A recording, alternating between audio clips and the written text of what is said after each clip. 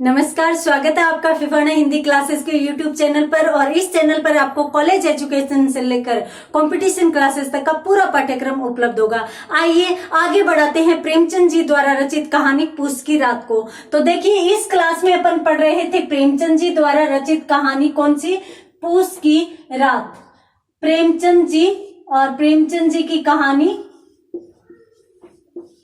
पूस की रात। अब पूस की रात कहानी में मैंने आपको बताया था कि यह पौष माह की ठंडी रात के बारे में और किसान से जोड़कर चित्रण किया गया है कि इन ठंडी रातों में किसान का जीवन किस प्रकार से अत्यंत दुर्भर हो जाता है। तो इस कहानी में अपन दूसरे दृश्य में थे। यहाँ पर मैंने आपको बताया था कि प्रेमचंद जी की इस कहानी में कुल 4 दृश्य हैं और जो 4 दृश्य हो उनमें से पहले दृश्य को अपनों ने पढ़ लिया है। उसके बाद अपन दूसरे दृश्य में देख रहे थे, क्या देख रहे थे कि रात का समय है और रात अत्यंत ठंडी है। क्यों ठंडी है? क्योंकि पौष महीने की रात है। और हल्कू जो इस कहानी का मुख्य नायक है, जो किसान है, वो कहाँ पर है? खेत में। खेत में किस लिए? रखवाली करने के लिए। रखवाली किस से करता है? नील गायों या अन्य पशुओं से, ताकि उसकी खेती को वो नष्ट न कर दे, वो खा न जाए। जिसमें उसने खून पसीने से मेहनत की है, उसने अपना पसीना बहाया है, मेहनत की है, तो वो नष्ट नहीं हो जाए, इसलिए वो रखवाली करने के लिए ठंडी रात में आया हुआ है। उसके साथ उसका कुत्ता जबरा भी है। ठीक है, अब वो खाट पर बैठा है और उसका कुत्ता जबरा खाट के नीचे बैठा है। हल्कू बार बार चिलम पे चिलम पिए जा रहा है। 8 पी चुका, 9वीं भरने जा रहा है और फिर जबरा से भी पूछता है, अत्यंत आत्मीयता के साथ पूछता है, तू भी पिएगा क्या? देखो, ठंड तो कम नहीं होती परंतु मन बदल जाता है।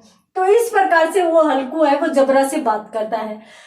थोड़ी ही देर में वो जबरा की पीठ को सहलाता है, फिर बात शुरू कर देता है। और उसी समय उसके दिमाग में एक चीज आती है कि जो भगवान बने बैठे हैं वो ऐसे लोग हैं, उनके पास जाड़ा चाहकर भी नहीं जा सकता, और चला भी जाए, भूल से यदि ठंड चली भी जाए तो डरकर दूर भागती है। क्यों? क्योंकि मुलायम मुलायम गद्दे हैं, बड़े बड़े कंबल हैं और ओढ़कर उनको चैन की नींद सो रहे हैं वो लोग। किसकी बात कर रहा है हल्कू?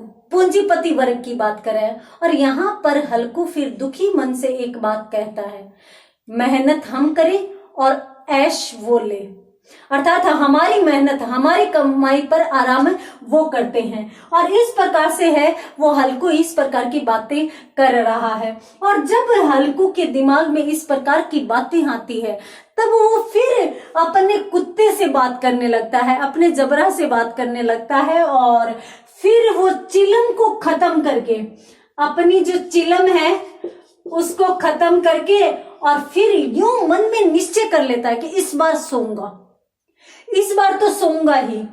और ये निश्चय करके लेट भी जाता है, परंतु थोड़ी ही देर बाद फिर कंपकंपी छूटती है, फिर कंपकंपी छूटती है और फिर करवट बदलने लगता है। उसकी हालत फिर खराब होने लगती है। और जब करवट बदलने लगता है तब फिर उसे और कुछ दिखाई नहीं देता, बस वो थोड़ा सा बैठा होने की कोशिश करता है। जबरा उसकी घुटनियों यानी घुटनों पर अपना पैर रखता है, अपने पंजे टिकाता है। जबरा जैसे ही पंजे टिकाता है तो वो हल्कू उसके मुंह के पास जाता है। उसकी गर्म सांसें हल्कू को अच्छी लगती है, यानी थोड़ा सुकून देती है। कैसी विडंबना है देखिए, एक किसान जो कुत्ते के पास बैठकर, यानी दुबक के पास बैठता है और यूं तक कि अपनी गर्दन को भी अपने घुटनों के बीच में इस प्रकार से छुपा लेता है, ताकि कहीं से कैसे भी करके उसकी ठंड कुछ कम हो। और पछुआ हवाएं भी चल रही है। अब हवाएं, सरद हवाएं, और सरद की रात में अगर इतनी तेज हो तो ठंड और अधिक बढ़ जाती है। तो इस प्रकार से ठंड है वो बहुत अधिक बढ़ चुकी है। अब हल्कू क्या करता है? हल्कू जबरा को उठाता है और अपनी गोद में ले लेता है, अपने सीने से लगा लेता है। और उस समय लेखक लिखते हैं कि जबरा इतनी आत्मीयता का अनुभव करता है कि उसे लगता है कि पूरे संसार की खुशी उसे मिल चुकी है। और यहाँ पर इधर हल्कू भी सब तरह के वाद विवाद शंका सब चीजें भूल चुका है। वो किसी भी प्रकार का द्वेष मन में नहीं रखता। वो इस आत्मीयता से जबरा को अपने गले से लगाता है जिस प्रकार से उसने अपने किसी भाई या मित्र को भी गले नहीं लगाया होगा। और वो उसे अपने गले से लिपटा कर और इतना हर्ष और आनंद महसूस कर रहा है कि हल्कू के मन से ठंड और ये जो भी आसपास के वातावरण की जो भी बातें उसके दिमाग में आ रही थी वो सब की सब दूर हो जाती है। और अब उसे किसी भी बड़े व्यक्ति से जो उससे लगान वसूल करता है, जो उसको सताता है, जो उस पर अत्याचार करता है, उन सभी से उसका द्वेष खत्म हो जाता है। उसकी सारी की सारी चिंताएं खत्म हो जाती है और इस प्रकार से वह जबरा को अपने गले से लिपटाए बैठा है। उसी समय जबरा को महसूस होता है कि कुछ जानवर और आए हैं। उसे किसी के पैरों की आहट सुनाई देती है और जैसे ही उसके पैरों की आहट सुनाई देती है तो आपको पता होगा कि कुत्ते जब सो रहे होते हैं और उन्हें कोई आहट सुनाई देती है तो वो किस प्रकार से चौंक कर उठते हैं। उसी प्रकार से जबरा चौंक कर उठता है और उठकर और फिर जहां पर वो बैठा था यानी जिस छतरी के नीचे बैठा था उसके चारों ओर भौंक भौंक कर चक्कर लगाने लगता है। अब जबरा चारों ओर हार में चक्कर लगाता हुआ भौंक रहा है। हार यानी खेत में चारों ओर चक्कर लगाता हुआ और इधर उधर भौंक रहा है और ऐसे कहते हैं कि अपने मालिक का वो आत्मीय स्पर्श जो उसने हल्कू ने उसको स्पर्श किया था, गले से लगाया था, वो आत्मीय स्पर्श उसे इतनी स्फूर्ति दे देता है कि उसके सामने जो इतनी तेज ठंड थी पौष महीने की वो भी उसे बिल्कुल तुच्छ नजर आने लगती है, बहुत छोटी नजर आने लगती है। और इस प्रकार से जबरा उस प्रेम से प्रफुल्लित होकर और बार बार एक बार बाहर जाता है, फिर अंदर आता है, फिर बाहर जा रहा है। अब देखिए उसकी प्रसन्नता, उस जबरा जिसका प्रेम अपने मालिक के प्रति है और वो अपने मालिक का प्रेम देखकर और अपनी प्रसन्नता से किस प्रकार से उछल कूद करता हुआ घूम रहा है, इसका सुंदर चित्रण प्रेमचंद जी द्वारा यहाँ पर किया गया है। जबरा इधर उधर घूमता है और यहीं पर इस एकांकी का दूसरा दृश्य भी समाप्त होता है। ठीक है, तो पहले दृश्य में अपनों ने सिर्फ और सिर्फ हल्कू की घर की स्थिति के बारे में देखा, सहना आता है और पैसे ले जाता है। दूसरे दृश्य में अपनों ने क्या देखा, पौष महीने की ठंडी रात में और हल्कू किस प्रकार से अपने आप को व्यवस्थित करता है और उसके साथ में जबरा है तो वो जबरे के साथ किस प्रकार का व्यवहार करता है। और जबरा और हल्कू के दोनों के आत्मीय व्यवहार के बारे में भी प्रेमचंद जी यहाँ पर अपने को बताते हैं। उसके बाद अपन शुरू करते हैं तीसरा दृश्य। और जो तीसरा दृश्य है वहां पर लेखक यूं लिखते हैं कि जबरा उछल कूद कर रहा था, कभी बाहर जा रहा है, कभी अंदर जा रहा है। इस प्रकार से लगभग घंटा भर फिर से बीत जाता है, 1 घंटा बीत जाता है। हल्कू उसी प्रकार से ठंड में ठिठुर रहा है। 1 घंटा बीत जाता है और उस समय हल्कू के अंदर से यूं लगता है जैसे उसका रक्त जम रहा है, यानी इतनी ज्यादा तेज हवाएं और ठंड है वो और अधिक बढ़ने लगती है और ऐसे लगता है जैसे हवा है वो बर्फ ले लेकर आ रही है, बर्फ ले लेकर आ रही है और बिखेरती हुई चारों ओर जा रही है। तब कि उस वातावरण में हल्कू बहुत तेज ठंडा हो जाता है, हल्कू को बहुत तेज ठंड लगने लगती है और उसी समय उसे यूं लगता है जैसे उसकी शिराओं में रक्त नहीं बर्फ जम रही हो और ऐसे लगता है कि उसका खून भी, उसका रक्त भी जमता हुआ प्रतीत हो रहा हो। अब उस समय उसे यूं लगता है कि अब कुछ नहीं हो सकता, अब तो कुछ न कुछ करना ही पड़ेगा। और हल्कू ये कहते हुए और ये सोचते हुए और फिर बैठा हो जाता है और बैठा होकर और फिर सोचने लगता है कि अब किया क्या जाए। तभी उसे कुछ याद आता है। उसे क्या याद आता है कि उसके पास में ही गोली के एक टिप्पे, गोली के एक टप्पे या टिप्पे जितनी दूर। अब देखिए इसका मतलब है कि बिल्कुल पास में ही, हल्कू के खेत के बिल्कुल पास में ही आम का बगीचा है, एक आम का बगीचा, और आम का बगीचा है और इधर पतझड़ शुरू हो गया है, पतझड़ शुरू हो गया है।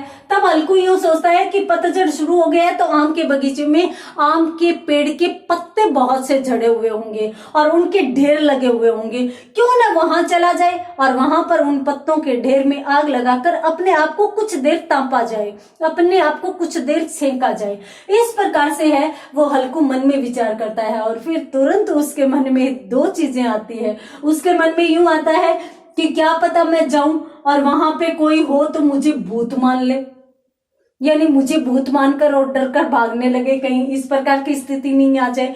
और फिर दूसरी ही पल वो यूं सोचता है कि क्या पता वहां पे कोई जानवर हो, यानी कोई ऐसा जानवर हो जो मुझे खा जाए या मुझे काट खाए तो मुझे भी तकलीफ होगी। इस प्रकार का विचार करता है और इस प्रकार का विचार करता हुआ यूं बैठा है। तभी वो सोचता है कि इस प्रकार से बैठा भी नहीं जाएगा, कुछ ना कुछ तो करना पड़ेगा, और कुछ ना कुछ क्या करना पड़ेगा, इसके अलावा और कोई विकल्प भी नहीं है। तब हल्कू वहां से खड़ा होता है और आम के बगीचे की तरफ चल पड़ता है। आम के बगीचे की तरफ हल्कू जा रहा है। अब दृश्य कौन सा आ जाता है, हल्कू और किस तरफ जा रहा है, आम के बगीचे की तरफ जा रहा है। अब वहां पर हल्कू उधर जा रहा है, जैसे ही वो जा रहा है तो रास्ते में उसे जबरा दिखता है और जबरा कैसे, पूंछ हिलाता हुआ उसके पास आता है। तो हल्कू कहते हैं क्यों जबरे, चले वहां पर अपने आप को सेंकने के लिए, आग जलाते हैं, पुलाव जलाएंगे और थोड़ी देर अपने आप को सेंकेंगे, ऐसे तो रात बीतने वाली नहीं है। और इसी बीच हल्कू ये भी देखता है, आसमान की तरफ देखकर यूं सोचता है कि रात कितनी बची है।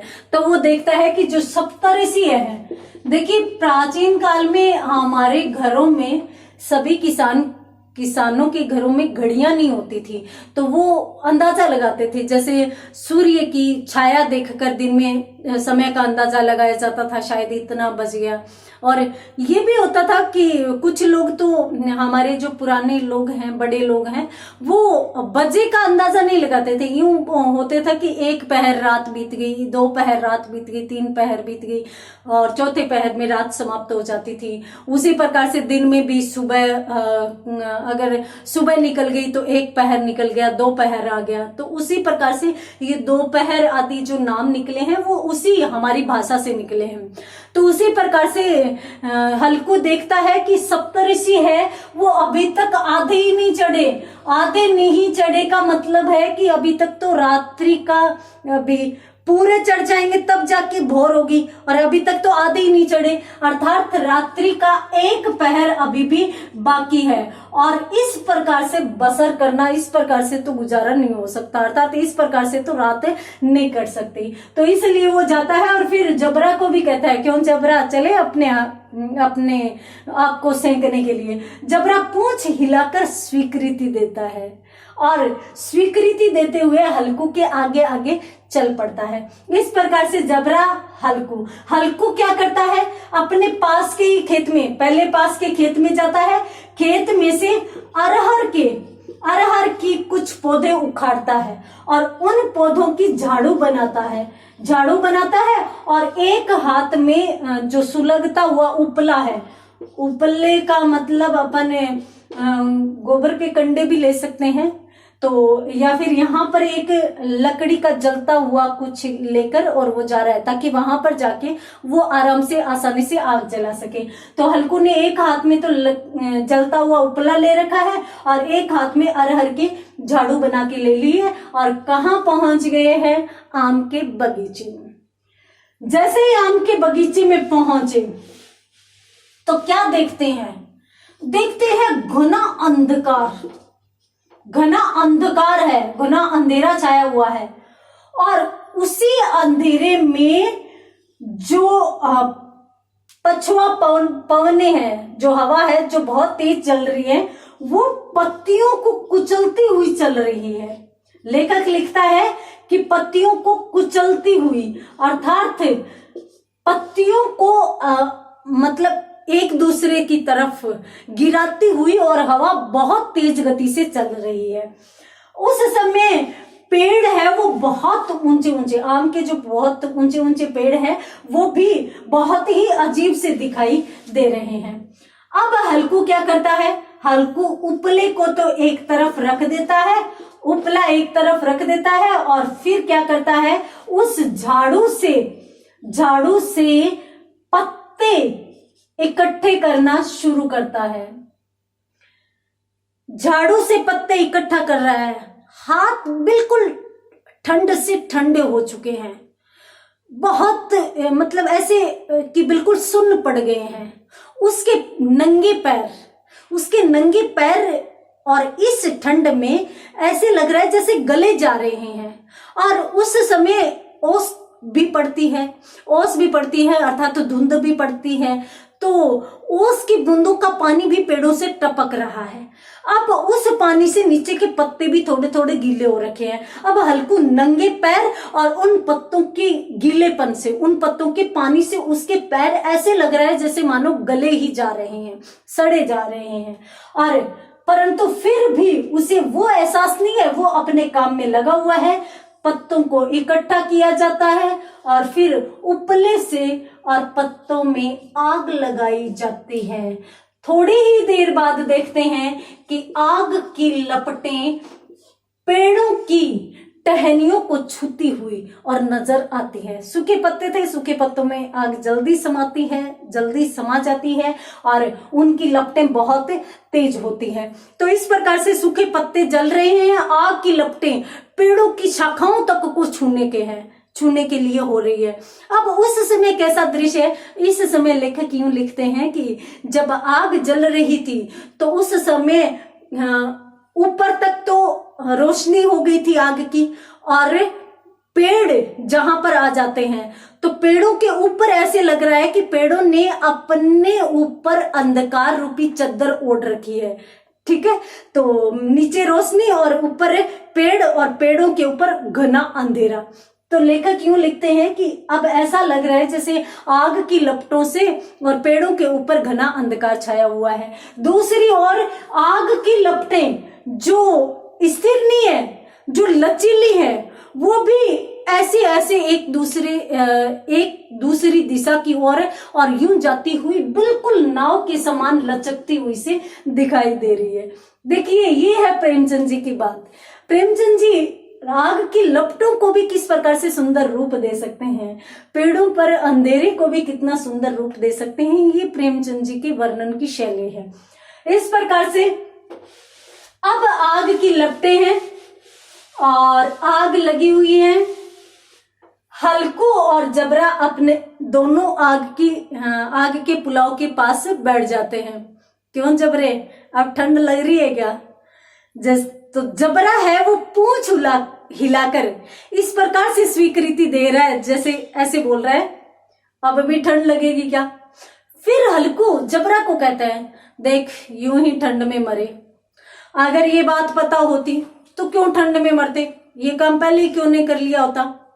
फिर जबरा पूंछ हिलाकर अपनी स्वीकृति देता है और इस प्रकार से दोनों के बीच में बातें होती है। और उसके तुरंत बाद ही हल्कू अपनी जो चद्दर ओढ़ रखी थी ना, उसको उतार लेता है और उसको उतार कर बगल में दबाता है।